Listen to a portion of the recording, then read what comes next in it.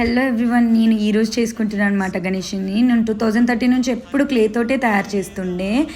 అందులో 2016 నుంచి నేను డాన్స్ కూచిపూడి స్టార్ట్ చేశాను పిల్లలకి చెప్పడం. అప్పటి నుంచి అయితే కూడా పిల్లలకు కూడా నేను క్లేతో తయారు చేసి ఇస్తుండే అనమాట, చిట్టి చిట్టి బుజ్జ బుజ్జ గణపయ్యలని.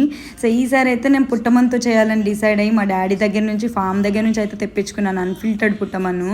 ఇంకా క్లే అంటే మనకి సిటీలో అయితే కెమికల్స్ వేస్తే అమ్ముతారు. సో దానివల్ల అయితే నేను ఈసారి ఇంకా గో న్యాచురల్ అని చెప్పి అయితే అన్ఫిల్టర్డ్ పుట్టమని తెప్పించుకున్నాను అనమాట.